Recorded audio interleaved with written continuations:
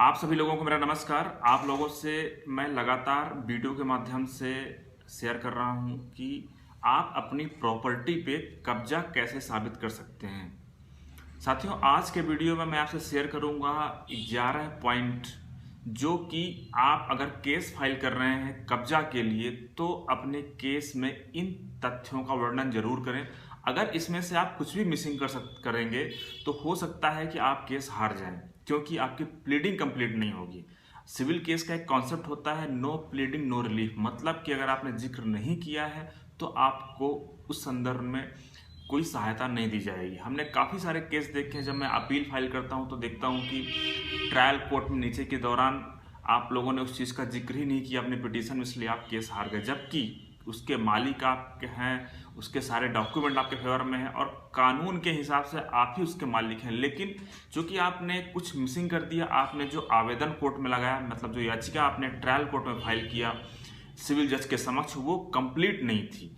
तो इन 11 तथ्यों का जिनका मैं वर्णन कर रहा हूँ, आपसे शेयर कर रहा हूँ एक एक करके, उनका जिक्र आप जरूर करें और इसी के आधार पे आप केस जीत सकते हैं। अब आप समझिएगा कौन कौन से पॉइंट हैं। साथियों, पहला पॉइंट है who is or are the owner of the property, मतलब कि जो प्रॉपर्टी है उस प्रॉपर्टी का मालिक कौन है, ये आपको जिक्र करना है, पहला पॉइंट। दूसरा है टाइटल ऑफ द प्रॉपर्टी, ये जो प्रॉपर्टी है इसका टाइटल किसके नाम है, मतलब जैसे मान लीजिए रजिस्ट्री है या गिफ्ट डीड है, वो किसके नाम है, ये प्रॉपर्टी रेवेन्यू रिकॉर्ड में किसके नाम है, इसका जिक्र करना जरूरी है। तीसरा पॉइंट है who is in possession of the title document, मान लीजिए कि प्रॉपर्टी एक्स के नाम भी है लेकिन आप बाई हैं और आप प्रॉपर्टी पे रह रहे हैं, तो आपको ये लिखना जरूरी है कि इस प्रॉपर्टी पे मैं रह रहा हूं, ये प्रॉपर्टी मेरे कब्जे में है। चौथा point, the date identity of the claimant or claimant to possession, मतलब आपको अपनी पहचान बताना है कि आखिर मैं इस प्रॉपर्टी में मैं किस हैसियत से रह रहा हूं, मेरा क्या रोल है। जैसे मान लीजिए आप किराएदार है तो आपको बताना किराएदार है, या फिर मान लीजिए कि आपको किसी हक के जरिए वो प्रॉपर्टी आपको मिली है तो आपको बताना जरूरी है। अगला पॉइंट है the date of entry into possession, मतलब कि आप किस तारीख को इस पोजेशन पे, इस प्रॉपर्टी पे आए। हमने ढेर सारे मामले ऐसे देखे हैं एडवर्स पोजेशन के, जिसमें कि आप कह रहे हैं कि प्रॉपर्टी पे मेरा कब्जा है पिछले 12 साल से 15 साल से, लेकिन आप ये नहीं बता पा रहे हैं कि आप इस प्रॉपर्टी पे कब आए हैं। आपको साबित करना पड़ेगा कि आप इस प्रॉपर्टी पे किस तारीख को आए हैं। अगर आपने प्लीड नहीं किया है तो सारा का सारा जो केस है आपके अगेंस्ट में हो जाएगा। अगला पॉइंट है how he came into possession, whether he purchase the property or inherited or got the same in gift or by other method. आपको बताना पड़ेगा कि आप इस प्रॉपर्टी पे किस प्रकार से आए हैं। आपको पट्टा मिला है, किसी ने गिफ्ट दिया है, आपने परचेस किया है, या फिर किस माध्यम से आपने, या तो हो सकता है किसी ने आपके नाम वसीयत किया हो। आपको बताना पड़ेगा किस माध्यम से आप इस प्रॉपर्टी पे एंटर हुए हैं, क्या सोर्स क्या था उसका, वो आपको बताना पड़ेगा। अगला पॉइंट है in case he purchase the property what is the consideration if he has taken it on rent, how much he rent, license fee or lessee amount, मतलब मान लीजिए कि अगर आपने प्रॉपर्टी परचेस किया है तो कितने पैसे में परचेस किया है, कंसिडरेशन क्या था, या फिर आप किराएदार हैं तो किराया क्या है, या फिर अगर आपको लीज पे मिली है प्रॉपर्टी 100 साल के लिए, 99 साल के लिए, 80 साल के लिए, तो क्या लीज अमाउंट क्या है, वो आपको बताना पड़ेगा वहां पे। नेक्स्ट पॉइंट है if taken on rent, licence fee और lease, then insist on rent deed, licence deed और लीज डीड, मतलब कि आपका जो एग्रीमेंट हुआ होगा लाइसेंस के लिए, मतलब जैसे हम लोग किराया अनुबंध करते हैं, लीज अनुबंध करते हैं, तो वो प्रस्तुत करना जरूरी है कि आखिर ये अनुबंध है और इस अनुबंध के आधार पे आप यहाँ पे रह रहे हैं। देखिए, सारी बातें मैं आपको बता रहा हूँ अपना कब्जा साबित करने के लिए, आपको यहाँ से ना हटाया जाए।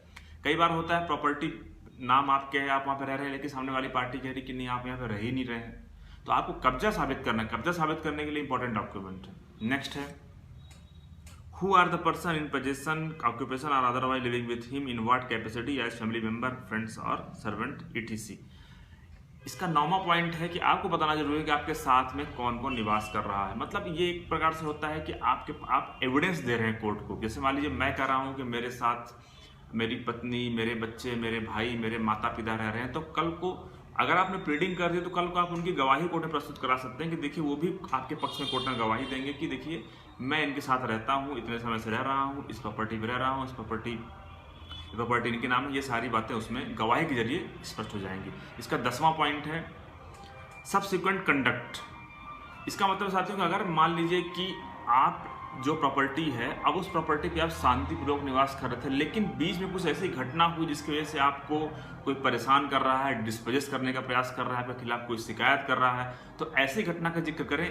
कई बार हमने देखा है कुछ लोग उसको छुपा लेते हैं, उनको लगता है कि हमारे अगेंस्ट में ना हो, लेकिन अगर आपने छुपा भी लिया तो सामने वाली पार्टी कोर्ट में प्रस्तुत कर देगी, तो उससे क्या होगा कि ये हो जाएगा कि आपने फैक्ट को कंसील किया। इसलिए बेहतर होगा कि आप खुद ही कोर्ट को बताएं, क्योंकि कोर्ट क्या कहते हैं, अगर आप कोर्ट के पास क्लीन हैंड से आते हैं, आप कोर्ट के साथ कोई बातें छुपाते नहीं हैं, तो कोर्ट ये समझती है कि नहीं आपका बोनाफाइड इंटेंशन है और आप वास्तव में इस प्रॉपर्टी के मालिक हैं, या फिर मालिक नहीं भी है तो भी अगर आप इस प्रॉपर्टी पर रह रहे हैं तो आपको नहीं हटाया जाना चाहिए।